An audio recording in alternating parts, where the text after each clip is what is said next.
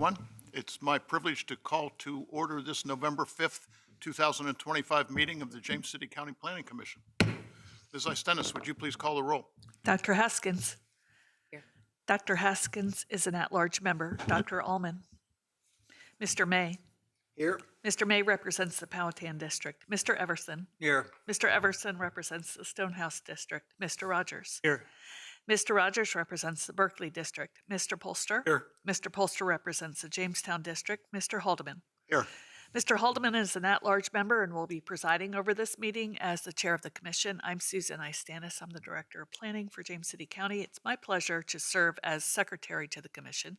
Sitting to my left is Ms. Liz Parman. She is the deputy county attorney. Mr. Chair, we have a quorum. Thank you very much.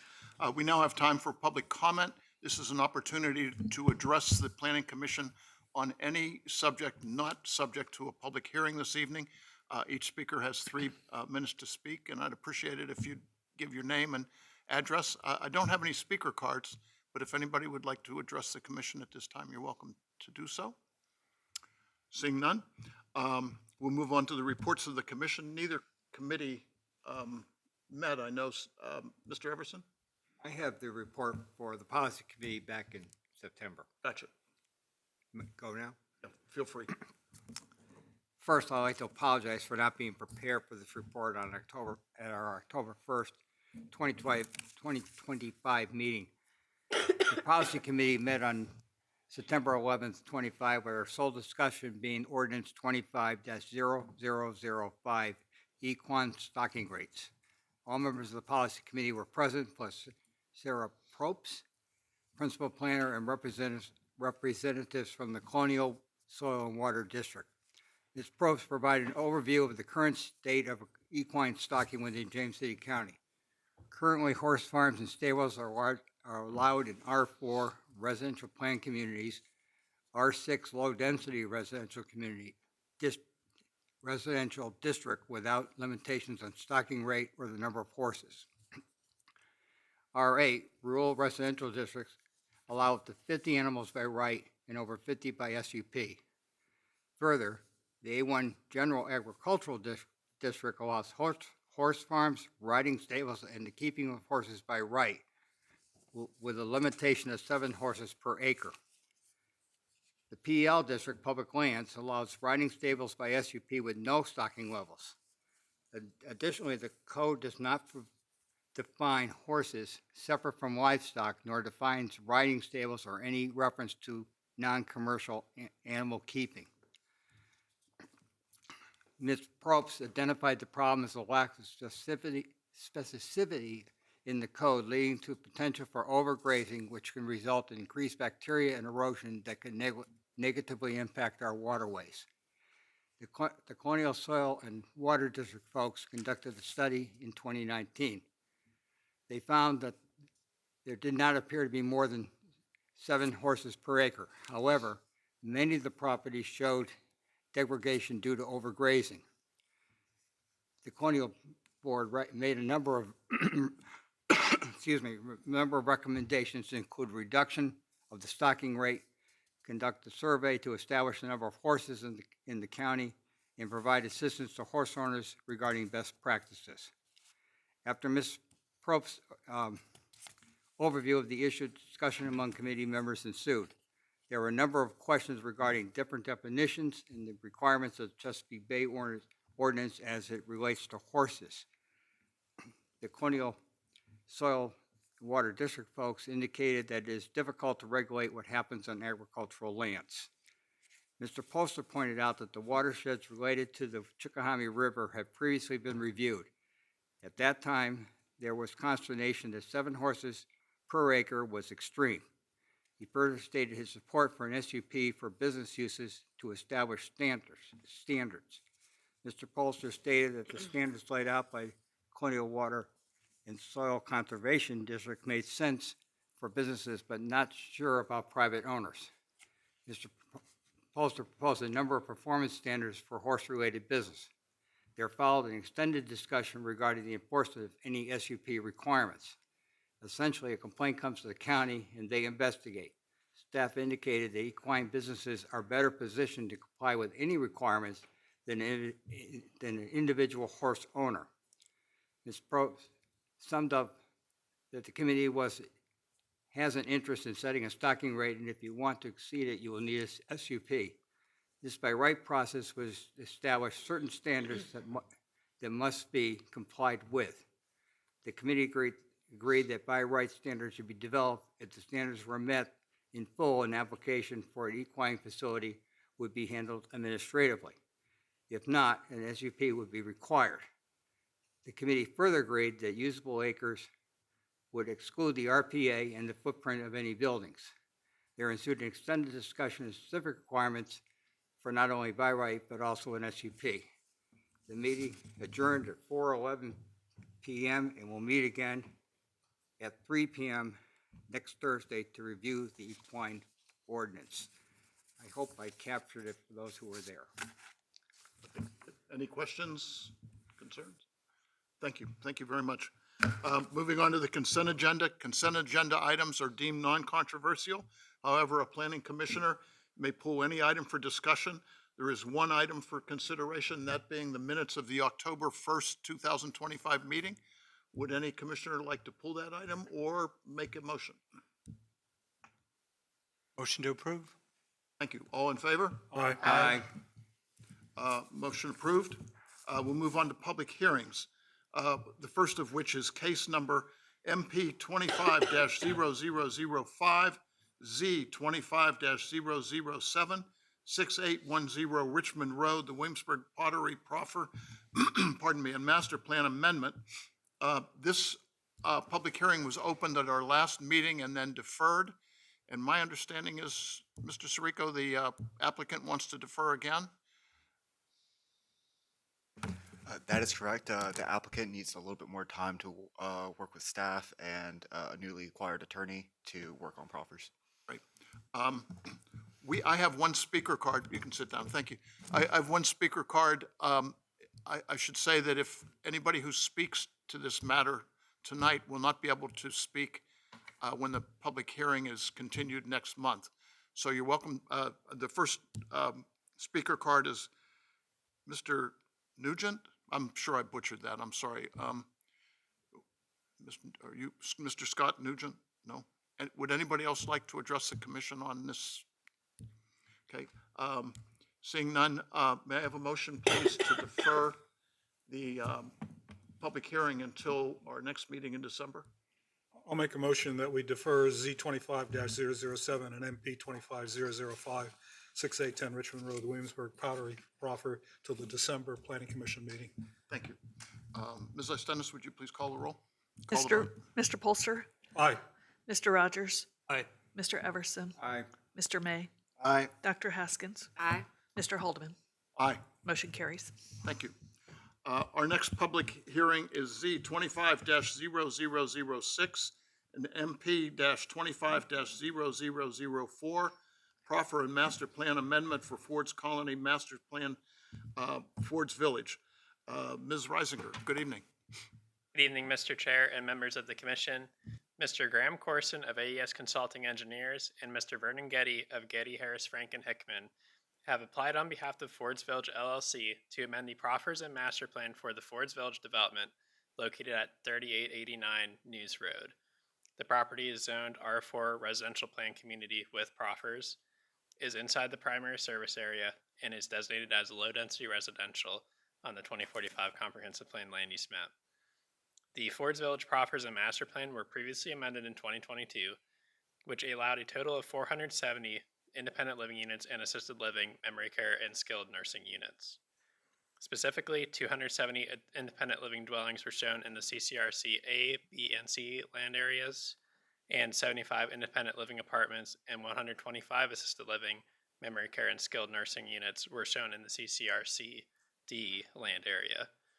The current application requests to amend Proffer number 3 and the master plan to allow a maximum of 160 independent living apartments and a minimum of 40 assisted living and memory care rooms within the CCRCD land area.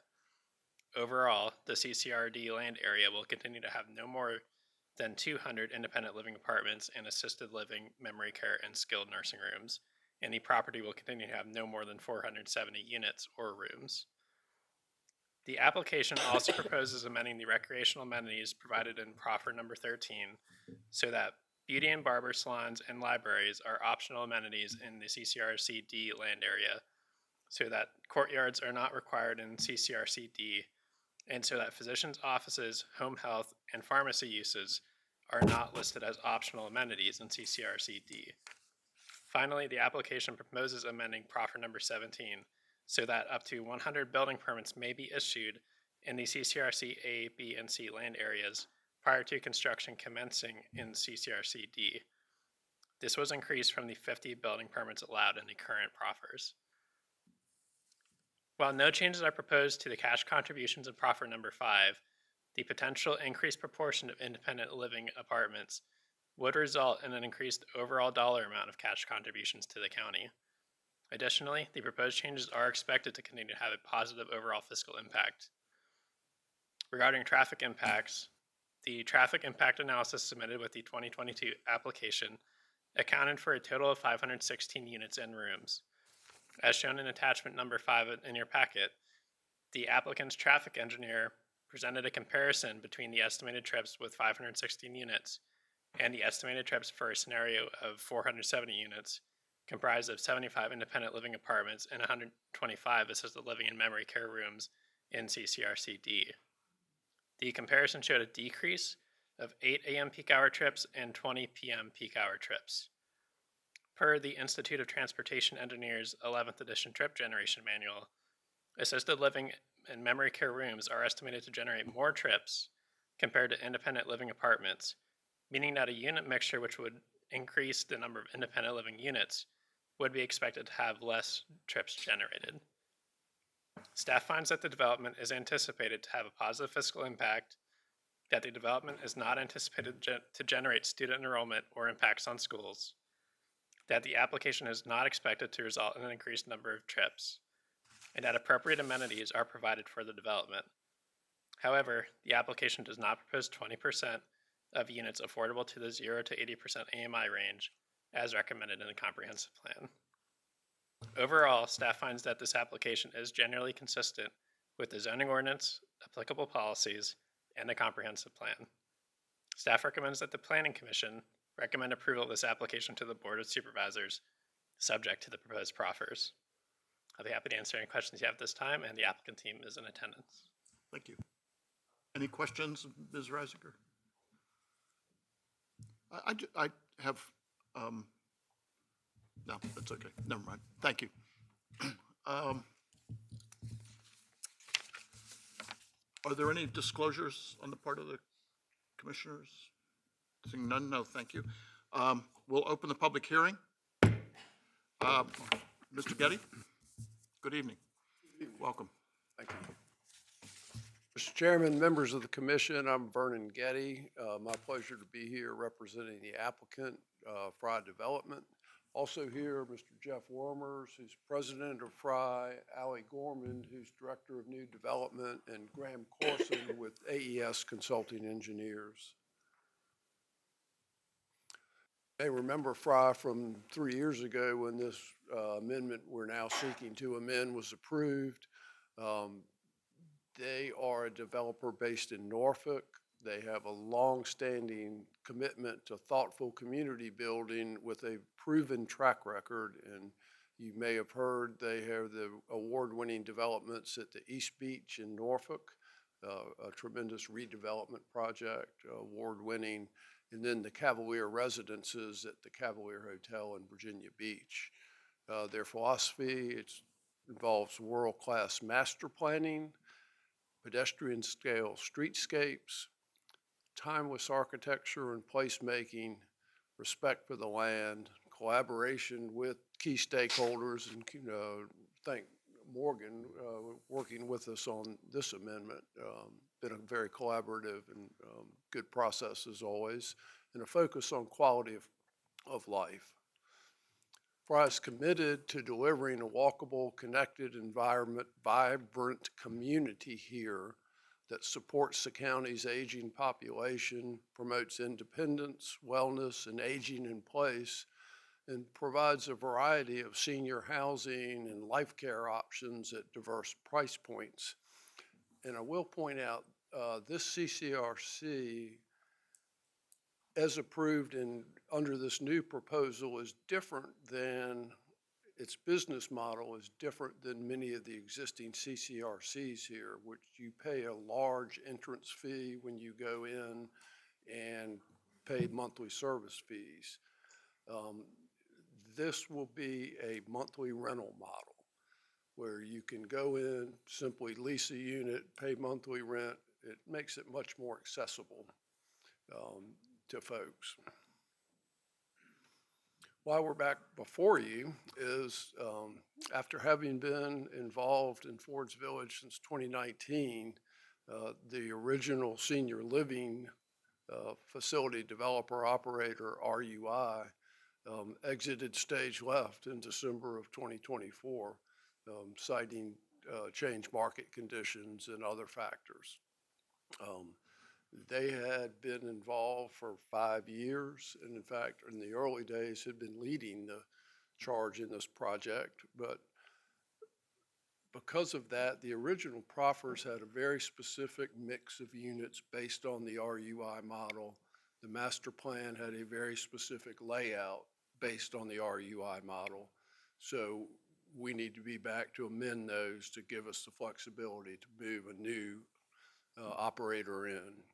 And what they have found in their outreach they've been doing since December is the operators are looking for a more flexible mix of units in today's market. Fry has 3 very high quality developer operators. They are talking to, they don't have a contract with any of them yet, but they will select one and move forward pending approval of this proffer amendment.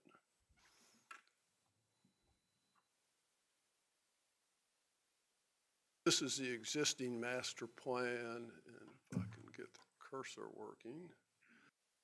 This is the area in question. You see it's very specific layout based on RUI's building. Seeking the flexibility to have whatever the new operator come in and place their own facility on the site. It will likely still be one building, though one of them may have 2 buildings, but it will be something in those ranges. As Morgan pointed out, there's no change to the total number of units proposed. There are some minor adjustments in the amenities, and the amenities that are taken out, it's not to say they won't have them, but they just to have the flexibility to not have them proffered.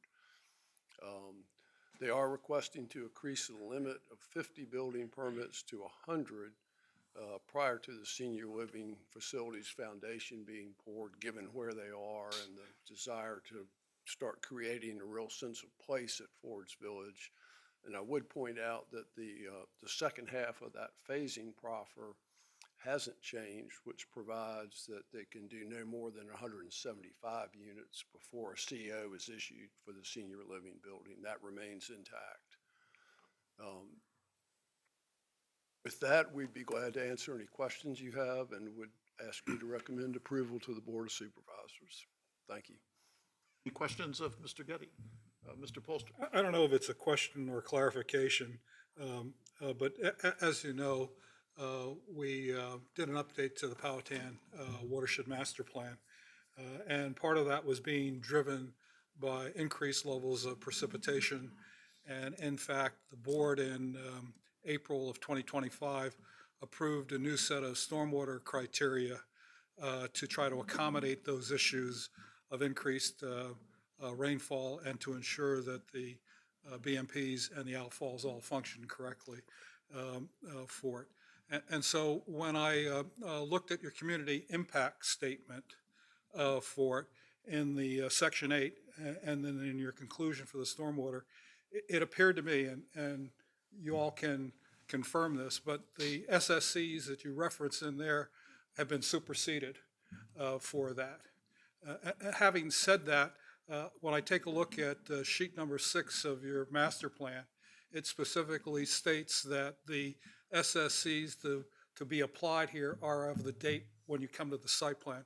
And so I'm okay with the notion that you will be able to relook what you've offered and in fact meet the spirit of what is the concern that we've had within the stormwater.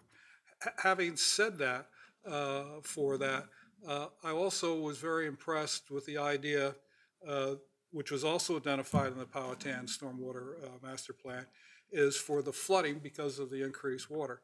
And so you've proffered for a contribution to the News and Spring swamp area coming out of Ford's Colony to contribute to fix that.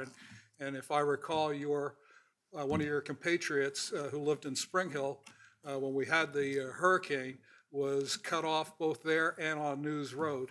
And so the idea that we're going to try to at least address those issues on the road itself, as well as to mitigate the stormwater coming off of this property into there and the downstream effects, are something that I hope that you all take very seriously when you get to the site plan piece of that.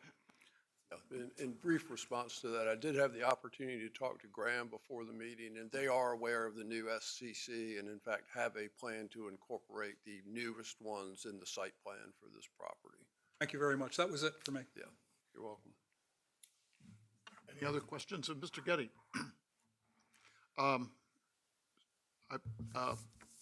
Thank you very much. Thank you. Where am I here? I have one speaker card. I have two speaker cards. Mr. Gary Carlisle, 3724 Mesa River.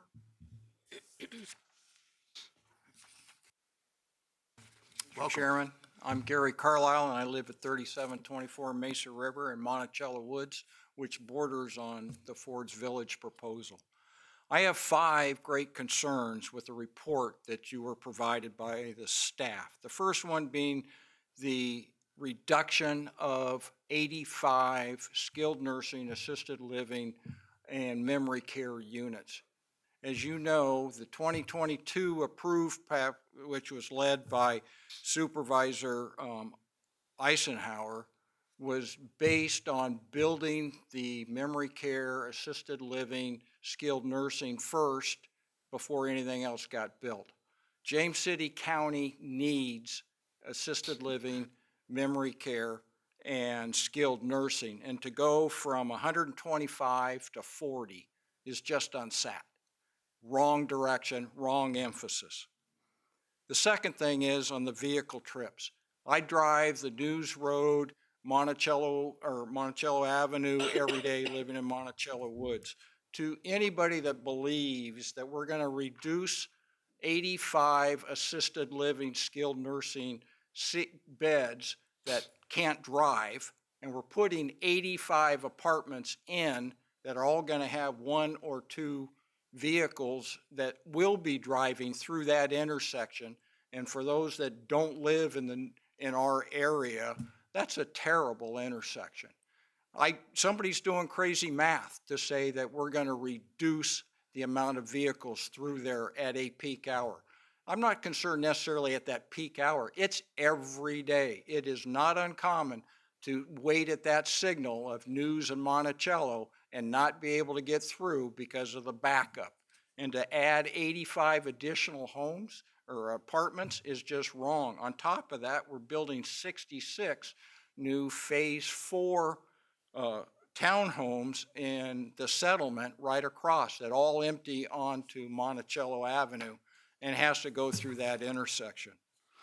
As far as the park and recreation of no mitigation required, there will be a negative impact on the James City County Rec Center, and particularly the indoor swimming pool, which is already overcrowded. And to add additional personnel and to say, oh, they're not going to impact, yes, it will. To say no mitigation is just wrong. The requirement for a paved multi-use trail on page 6, you're proposing to use the Greenway Trail. I'm not familiar with what a Greenway Trail is. I've researched, and through the Virginia Greenway Trail is tied into the East Coast Greenway in Virginia, which runs along the Capitol Trail and goes down to Jamestown. Doesn't come anywhere near Ford's Village, Monticello Woods, anywhere in that neighborhood. So I would like to know what Greenway Trail is referred to in the report. And lastly, the report says that they are generally consistent with the county's zoning ordinance, comprehensive plan, and adoptive policies. What does that mean? What is generally consistent? You're either consistent or you're not consistent. Generally means mostly. Okay, so we're mostly consistent. That leads me to ask, what are we not consistent with? The report says it's generally consistent, which is just not appropriate for addressing these types of issues.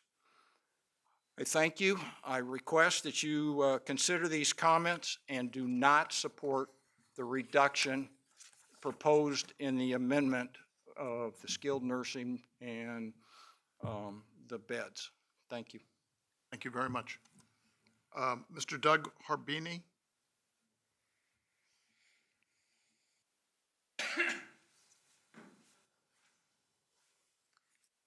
How are y'all doing? Doug Harbin, Wayne Harbin Builder, 208 Landing Road.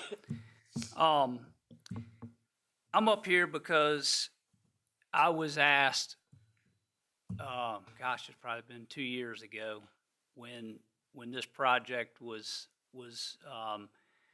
back on the docket for getting approved, and I didn't know a whole lot about the Fry Group, and so I did my research. I actually took a trip to East Beach and went down there and looked at the development that they did, and they certainly did a wonderful job. I think they're very conscious in the way that they put their developments together, the architecture, the type of materials that they use. And I was asked to be one of the custom home builders in this project. And they also had reached out to several other custom home builders in Williamsburg. And I can tell you, to be a custom home builder in James City County these days has gotten really tough. I mean, the big guys are coming in, national builders. I mean, everybody can see it. I mean, they're clearing massive amount of land. They're building homes that are as close as we can get to each other. And so, being a small family-owned and operated company, it really is hard to find the developments that we can build in that where they really want the custom architecture that we've been used to doing here in James City County. And so, we hope to be a part of this project. Again, there was a stumbling block on the continuing care team that backed out. So again, I feel like this is going to be a great project. I think any project in James City County has some challenges. I mean, I certainly have been here building for the last 25 years when Monticello Woods wasn't even here, and 199 didn't have an extension. So I know as we start looking at traffic and different things like that in our community, I think there's things that we have to address. But again, I think this is a great project, and we're going to be a part of it. I feel like, to be able to take custom home builders and be able to support our local subcontractors in the area and give them a place to work day in and day out, I think this is going to be a great project. So I hope that y'all consider approving the master plan, Proffer master plan amendment, so we can keep some of these projects local and put out a good product. So thank y'all. Thank you very much. I don't have any other speaker cards. Would anybody else like to address the commission? Seeing none, we'll close the public hearing. Open it for a discussion. Holster? I've watched this now that this is the third time. And one of the things that has stayed pretty consistent is the assisted living proffer in there for low-income folks. So I was happy to see that those 2 beds are going to still be there, and the involvement and work with the county to be able to do that for it. You've addressed my concerns that I've had on the stormwater piece, and I trusted at the site plan piece that you'll get that one there. I too have been concerned about traffic, as you well know, because of the population growth that we've had. The issue of Monticello and News Road, that ship has sailed.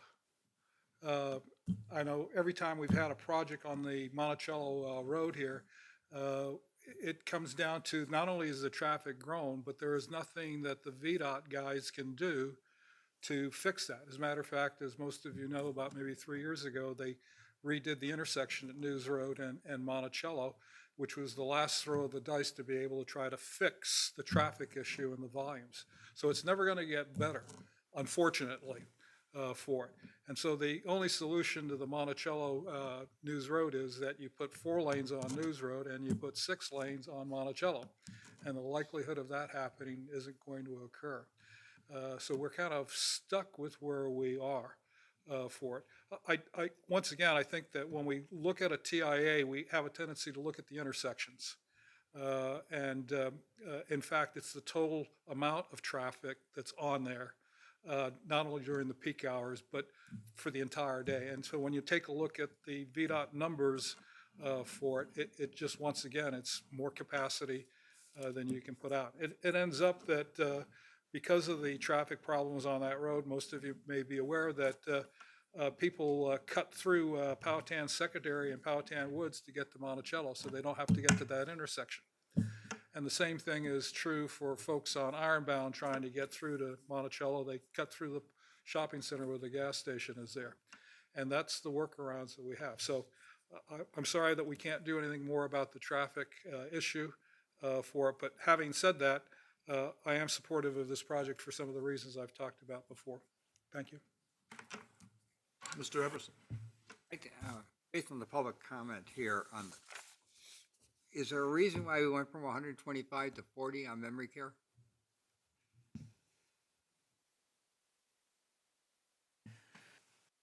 I think the answer is just to give flexibility with the 3 operators they're looking at. It's not to say there will be 40. They're likely to be quite a bit more than that, but it's to give some flexibility as market conditions change. That's why it says minimum, I take it. Yeah, it's a minimum, right? Okay, thank you. You're welcome. I have nothing else further to add other than I certainly agree with Mr. Polster's comments that he made, and I would be in support of this project as well. When I saw the proffer for the reservation of the Medicaid qualified individuals, that made me feel better.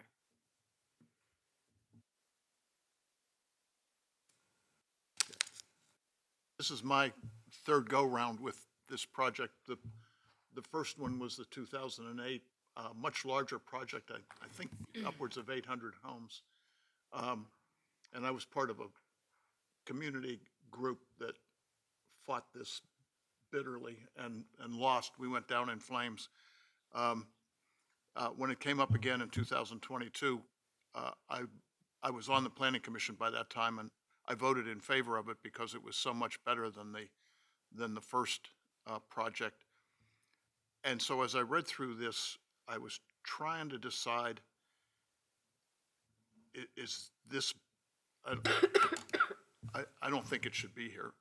I don't think a housing development of this size should be on this country road with a sharp bend and with the growing traffic issues we have on Monticello Avenue. But we're going to get something here, so what's the least bad alternative?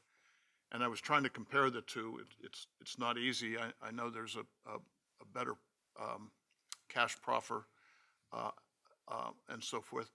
I'm not happy with the phasing plan, and I'm not happy with the reduction in assisted living, memory support, and so forth. So I've got to weigh all that, I guess. I'm just not happy. So, that's it for me. Mr. Polster? I make a motion that the planning commission recommend approval of rezoning 25-006 and master plan 25-004, proffer and master plan amendment for Ford's Colony, master plan Ford's Village. Ms. Istenis, please call the vote. Mr. Polster? Aye. Mr. Rogers? Aye. Mr. Everson? Aye. Mr. May? Aye. Dr. Haskins? Aye. Mr. Holdman? No. Motion carries. Thank you very much. Thank you, everybody. Public hearing number 3, Z-25-0001, MP-25-0002, Liberty Crossing Proffer Amendment and Master Plan, Amendment Z-25-0002, 6429 Centerville Road rezoning. Mr. Robero, good evening again. Good evening, sir. Thank you, Mr. Chairman and members of the Planning Commission. Excuse me, I'm sorry, I should say, this hearing was also opened at the last meeting, was deferred, and so the public hearing is now open. Thank you, I'm sorry for interrupting. Questions? This case was deferred at the Planning Commission meeting on October 1st, 2025 by staff, as one of the required signatures by the applicant had not been submitted on time. Since then, the signature has been secured, and this is now a complete application. In 2023, the applicant, Mr. Warren Holland, submitted a boundary line adjustment plat, a BLA, for review between his property located at 6429 Centerville Road and property located at 4645 Revolutionary Way, owned by Liberty Crossing.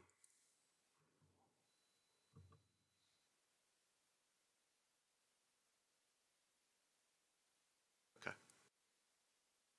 So here is on this slide you see in the red is Mr. Holland property at 6429 Centerville Road, approximately 0.91 acres in size, and Zone A1 Agricultural District. There is a single-family structure in the property. I'm getting the hang of it. Here is the second property subject to the BLA. It is located at 4645 Revolutionary Way, and of a size of approximately 9.46 acres. This strip of land is a perimeter vegetated buffer and a natural open space area that is part of the master plan for Liberty Crossing.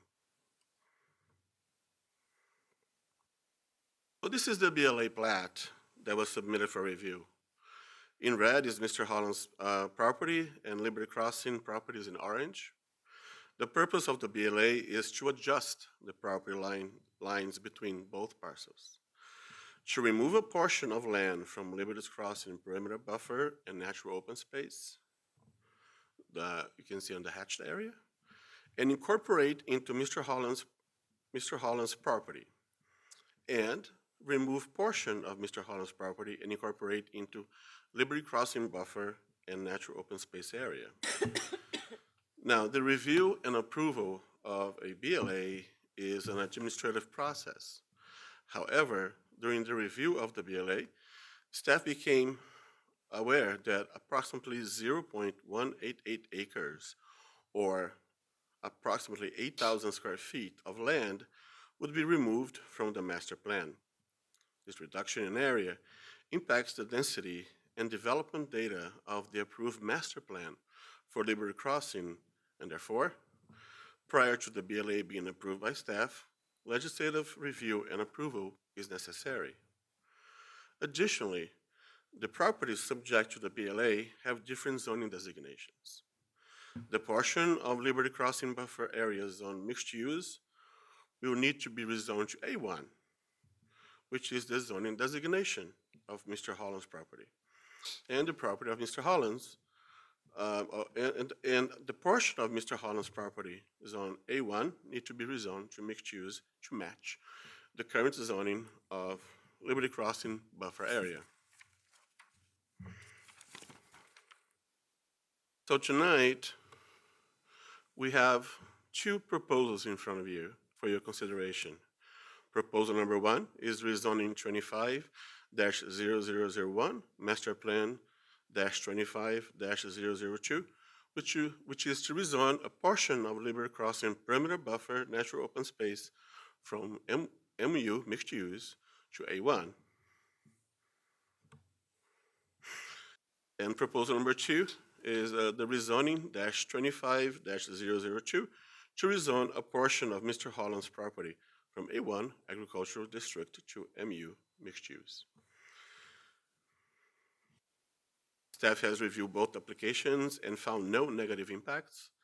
The reduction of the Liberty Crossing development area reduced the overall density slightly from 6.37 to 6.11 dwelling units per acre, and the number of residential units originally capped at 244 dwelling units has been revised down to 234 dwelling units, which is the current cap.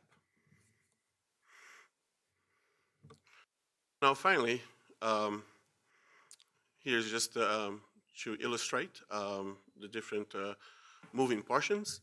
But the blue triangle there, which is not part of the rezoning, is part of Liberty Crossing property, and that will be incorporated into the buffer through the BLA. This area is heavily wooded and will ensure that the same amount of land that is being removed from the buffer area is being incorporated back into the buffer area. Staff visited the site and can confirm the undisturbed and mature nature of the area to be incorporated into the open space conservation area. There is no loss of natural open space. The properties are designated mixed use on the comprehensive plan land use map. The proposed amendment to the adopted master plan and proffers and revisions to the perimeter buffer open space area property are consistent with the mixed use language of the comprehensive plan. There are no proposed development changes to the Liberty Crossing residential or commercial areas other than the reduction in density. For Mr. Holland property, there is no proposed new development at this time, and future development will be in accordance with the zoning ordinance and the 2045 comprehensive plan. With that, staff recommends that the Planning Commission recommend approval of Z-25-001/MP-25-002, subject to the proposed proffers, and Z-25-002 to the Board of Supervisors. I'll be happy to answer any questions that you may have, and the applicant is also in attendance. Thank you. Thank you very much. Questions? I got to tell you, I'm a little confused, and so I'm just trying to understand on this chart right here, in the red hatched area where it says area to be zoned and later subdivided and added to the 6429, that will be A1, zoned A1? It's currently zoned mixed use, and it's going to be rezoned to A1. Okay. And as part of A1 inside of the PSA, they could build something on it. Is that right? Do they have plans to build it, or is it in the RPA? Right? Is that red hatched area in the RPA, or it's just open space? No, area? it's not. It's open area. It's open. It's a natural open space area. It is not part of the RPA. Okay, and then the last one is in the other triangle to the right, where it says added to rezoned and later subdivided and added to Liberty Crossing. That piece of land that we're talking about with that triangle, that's going to become open space and therefore blue? That is correct. Okay, Yes. okay, I think I got it now. Thank you.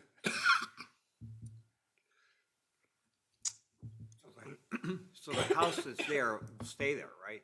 That is correct, sir. Okay, got it. Any other questions? Any disclosures on the part of commissioners? Thank you very much. Thanks, Mr. Rivera. I don't have any speaker cards. Would anybody like to address the commission on this public hearing? Seeing none, I'll close the public hearing. Open it for discussion or a motion. Just add that I think people are going to walk across that property no matter what we do to it, and this seems to make it official and clean and moves in the right direction. So I support it. Good to me. Mr. Chairman, I'd like to make a motion that the Planning Commission recommend to the Board of Supervisors that they approve rezoning 25-001, Master Plan 25-002, Liberty Crossing, Proffer Amendment, and Master Plan Amendment to rezoning 25-002, 6429 Centerville Road rezoning. Thank you very much. Ms. Istenis, please call the vote. So we'll have to take two separate votes. These are two different properties. So let's start with the Z 25-0001 and the Master Plan 25-0002, which is the Liberty Crossing piece. Okay. Mr. Polster. Aye. Mr. Rogers. Aye. Mr. Everson. Aye. Mr. May. Aye. Dr. Haskins. Aye. Mr. Holdman. Aye. Motion carries. Thank you. And the second item also has a motion for approval, and that is the Centerville Road rezoning. Mr. Polster. Aye. Mr. Rogers. Aye. Mr. Everson. Aye. Mr. May. Aye. Dr. Haskins. Aye. Mr. Holdman. Aye. And that motion carries as well. Thank you very much. That does it for the public hearings this evening. I will move on to Planning Director's report. I have nothing additional to add. Thank you. Planning Commission discussions. Board of Supervisors coverage is next Wednesday, moved from Tuesday because of Veterans Day. Coverage assignment is yours truly. We have a DRC committee meeting scheduled for Wednesday, November 19th at 4 p.m. And we have a policy committee meeting scheduled for November 13th, Thursday at 3 p.m. Anything else for the good of the board? I had a question. I was coming back from Richmond on Route 60, and of course, we had approved the Ivy Hill Richmond Road industrial solar facility. What's going on with that?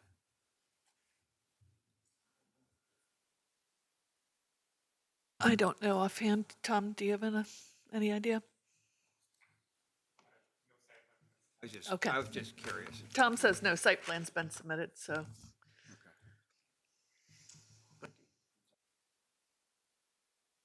I'll entertain a motion to adjourn. Moved. All in favor? Aye. Aye. Thank you. Thanks for coming, everybody.